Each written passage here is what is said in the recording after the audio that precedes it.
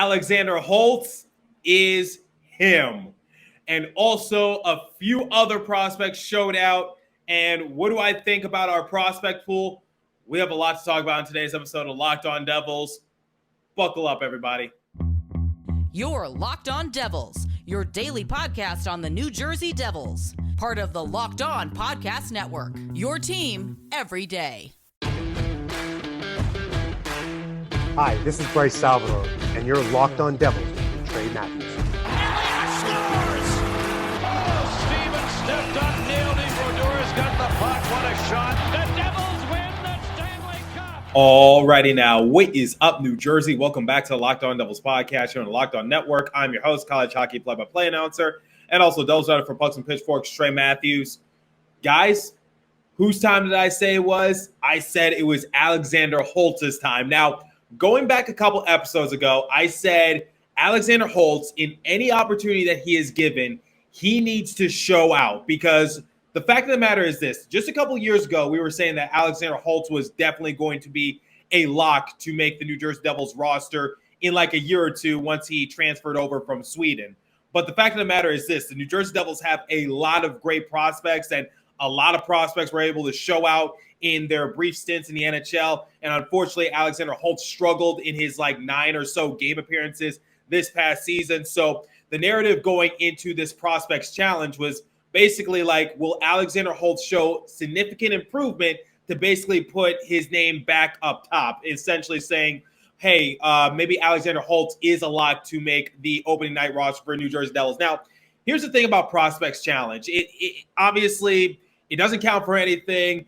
It's exhibition, and you don't want to read too far into exhibition matches. And I was thinking about doing a whole game recap kind of episode similar to what I would do for a regular season game. But then I kind of realized something this is not really what these young guys are going to see at the NHL. It's sort of a preview, but at the same time, it's still something. Now, digressing a bit, I said going into this game, Alexander Holtz was the top prospect to keep your eye out for, because he's going to have to compete with the likes of someone like Fabian Zetterlund for the opening night roster spot, because the top 6 for the New Jersey Devils are anything but a lock at this point. So Jack Hughes, Nico Hischier, Jesper Bratt, Yegor Sharangovich, Dawson Mercer, Andre Palat. So it's basically a foot race to who's going to get those last couple of bottom 6 positions on the Devils roster. And Alexander Holtz showed out this game against the Montreal Canadiens in the opening game for the Prospects Challenge.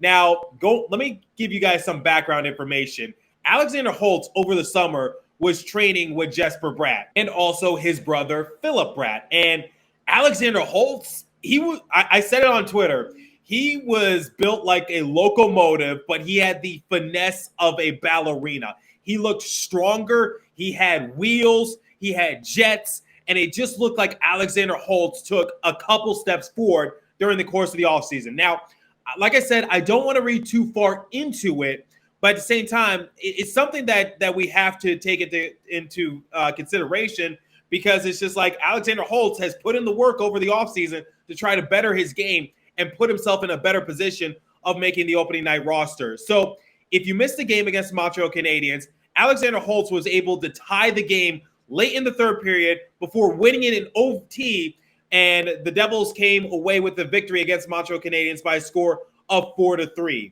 So just this whole narrative for Alexander Holtz is just amazing. The fact that he's gotten stronger, he's gotten faster. Even when he wasn't scoring, he still had a lot of great chances. So Ryan Novozinski acknowledged this on Twitter. The Brat Pack acknowledged this on Twitter. A lot of Devils personalities were also acknowledging this, which was, even if Holtz wasn't scoring, you knew that he was just hungry. He was yearning for a goal, because he had 3 or so shots, and they didn't find the back of the net, but they were good shot selections, and you just saw the fire. You saw the competitive nature, and that's what I love to see out of someone like Alexander Holtz, because he needs every single game. He needs every single opportunity, whether performing in front of Lindy Ruff, performing in front of Tom Fitzgerald, performing in front of the fans, performing in front of the scouts, the media personalities, whatever the case might be. Alexander Holtz needs to show out every single opportunity he is on the rink, whether that's practice, whether it's in the Prospects Challenge, whether it's during preseason, training camp, whatever the case might be.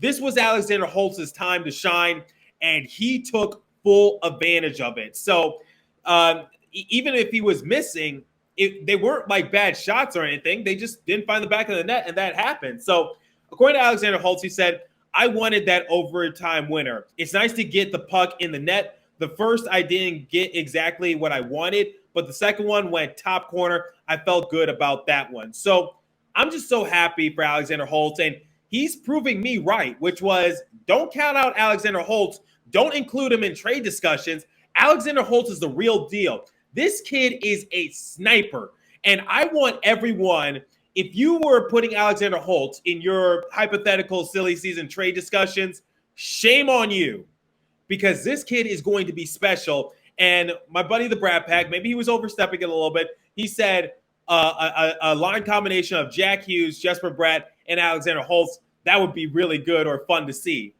I'm just like, okay, yes, Alexander Holtz, like I said, he had a good showing in Prospects Challenge, but there's still a long way to go. You still got to complete a few other games in this challenge. You still got to do preseason. You still got to do training camp. And like I said, he's going to be competing with Fabian Zetterlund for that final roster spot. So while Alexander Holtz has gotten off to a good start, I don't want him to push back. Now you got to go forward. Now you set the bar, and you got to keep on going. So the pressure is added even more onto Alexander Holtz's shoulders, because now he really needs to show out, because there's no room for excuses. But I liked what I saw from Alexander Holtz, just, being this big guy, just getting faster, becoming smarter, because one of the issues as to why Dawson Mercer was my pick to make the opening night roster over Alexander Holtz last season was just because when I saw Dawson Mercer during preseason, I said he was making hockey moves that were just wise beyond his years. Like, he was making high hockey IQ plays. And while Alexander Holtz, had similar stats to him, there was just some things you just couldn't teach. And it was just, you either got it or you don't. So I think Alexander Holtz took the criticism. I think he saw what Dawson Mercer did during the course of last year's preseason. And he was just like, you know what? I don't want that to happen to me again. So I'm going to do whatever it takes to show out and just show everyone that I belong. So I loved seeing that from Alexander Holtz, because you need some other things to help you stick out. So, your body is one thing, your performance is one thing, and your IQ of the game is also another factor. So I think Alexander Holtz, and especially since the fact he took over, like, he put the game into his hands, because he tied the game and then he won the game in OT. So that shows me he is ready to lead, or maybe not on the New Jersey Devils roster, but he has potential to become a good leader. And I love to see that from someone like Alexander Holtz, because that's what's going to make him stand out from someone like Fabian Zetterlund. I know you guys are probably getting a little tired of me comparing Fabian Zetterlund and Alexander Holtz, but the fact of the matter is it's facts, which is Alexander Holtz is essentially competing with Fabian Zetterlund, maybe Jesper Boquist, and maybe someone else for that final roster spot. And you need to take every game as a blessing. Like, you need to take every preseason opportunity to just show what you're capable of doing. And what I saw from Alexander Holtz was just someone who was willing to take over, someone who was willing to grab this game by the reins and just say, I am taking control. This is my game, and you're not going to take that away from me. I love his attitude. I love the fiery nature he put out there, because he was, as Cam Jansen would say, and part of my language, he was balls out, going 100 miles per hour. So once again, I apologize for my language, but that's true. And Cam Jansen, when he appeared on my show and how he described his own game, that's the first thing that came to mind, which was Alexander Holtz was good from start to finish, and he showed it. And I'm just so happy for Alexander Holtz, and I really hope he's able to maintain this going forward. Now, we'll talk about a few other prospects that were able to show out during the Prospects Challenge. But before I do, I want to bring you guys the first and only live read this morning, and it comes from our friends at BetOnline. So BetOnline.net is your number one source for all your pro and college football betting needs and sports info this season. Find all the latest football league developments, game matchups, news, and podcasts, including this year's opening week's games. BetOnline is your continued source for all your sport wagering information, including live betting, esports, and scores, the fastest and easiest way to check in on all your favorite sports and events, including MLB, MMA, NASCAR, boxing, and golf. Head to the website today or use your mobile device to learn more about the trends in action. BetOnline, where the game starts. Please remember to gamble responsibly and visit our friends at Locked On Bets for all your betting needs there as well. Okay, so this was a great team effort from the New Jersey Devils. Now, I know I was giving a lot of credit towards Alexander Holtz, but, you know, I got to give credit to a few other players as well, because it wasn't just the Alexander Holtz show. Like, another prospect that I've been high on like the past year or so was Riley Walsh. And guess what? Riley Walsh was able to make it a 1-0 game when he was able to open up the scoring in this matchup. And here's the thing about Riley Walsh as well. I consider him like a bubble player, but if you forget what a bubble player is in my definition, it's someone like who could make the team, but more likely than not won't. Just someone who's almost there, but not quite ready. So Riley Walsh was able to score. And, you know, even though I know he won't make the opening night roster just because we're stacked at the defense position, I think Riley Walsh, if given a chance to work alongside with someone like Lindy Ruff, I think he could be like his Harvard University teammate, Adam Fox. Quite honestly, maybe not like a spitting image, but something similar in that regard. So I'm glad that Riley Walsh was also able to show out for the New Jersey Devils and just, have that overall determination. And speaking of determination, let's talk about Nikita Ahotuk, shall we? So according to the game story, they said that Ahotuk knows his role on the team, and he filled that role against the Canadiens, supplying a physical and intimidating presence. He threw a hefty check into Owen Beck at the boards, and most importantly, he showed leadership and camaraderie by coming to the defense of teammates and defensive partner Nemish. So coming to the defense of Nemish and just willing to fight someone, I must say, I'm really proud of Nikita Ahotuk, because this is a guy who, didn't he fight Tom Fitzgerald's son while in the AHL? So, Nikita Ahotuk does not take any prisoners under any stretch of the imagination. So I'm really glad that Nikita Ahotuk was, able to do that. And, it goes back to what I said about Alexander Holtz, which is Nikita Ahotuk, even though I don't think he's going to make the opening night roster for New Jersey Devils, I think he might be, once again, like a fringe player. But I'm just glad that he's picking up right where he left off towards the end of the year, because the thing about Nikita Ahotuk is that he actually had a pretty decent showing while suiting up in 5 games for the New Jersey Devils, because he was able to net 2 points. He had 1 goal and 1 assist, and he only spent 2 minutes in the penalty box. But it goes back to what I said about Fabian Zetterlund, because remember what I said about Fabian? I want him to be an enforcer, and I feel like Nikita can also be that enforcer as well, because he's a big guy, he's a big defenseman, and he's just a guy who doesn't take any prisoners. As I like to describe a hockey player on air, he likes to take the lunch money of people and just beat the what out of them. So I think Nikita Ahotuk, he definitely has potential to be like a very solid defenseman for the New Jersey Devils. And the fact that these young guys are already showing leadership qualities, it should really, just shine a light of where the New Jersey Devils are going in terms of their overall development. So the fact that we saw good production from a good number of prospects, I'm really excited to see where the New Jersey Devils go in terms of their overall development. So Alexander Holtz showing great leadership skills. Nikita Ahotuk showing great leadership skills. Riley Walsh, similar to Alexander Holtz, has to capitalize on every opportunity that is presented to him, because he is not the favorite to make the opening night roster, even though I know he's not going to. But still, he's not going to take any night for granted. He's going to do whatever it takes to make sure that he helps his team win the game. And I love seeing that. So I get that prospects challenge and, preseason, training camp, whatever the case might be. We can't read too far into it, but we can read at least a little bit into it, just so that, we have a good preview as to what this player could potentially do for the New Jersey Devils. So, and I just want to talk about the comeback win for the New Jersey Devils and the fact that Alexander Holtz was able to tie, then win in OT. Already talked about that, but is it safe to say that I think a lot of Devils fans are actually excited, because these are our prospects showing out right now? Imagine if, like, once we get the whole band back together in a few weeks and then we start preseason, because remember, our first preseason game, I believe, will come on September 26th. So 10 days from now, at the time of recording, we're going to be playing the Montreal Canadiens again. So if we get the whole band back together, I'm actually really excited to see that. And I'm actually looking forward to the opening night actual regular season for New Jersey Devils, because I think, their young guys are starting to develop a little bit better. We're starting to have a little bit more sense of direction and a plan.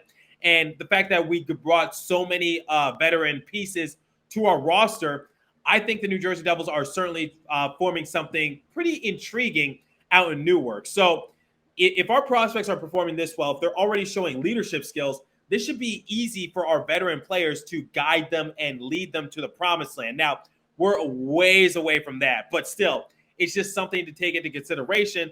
And the fact that, the New Jersey Devils, we're going to be better this year. Now, do we become a wild card team? Don't really know.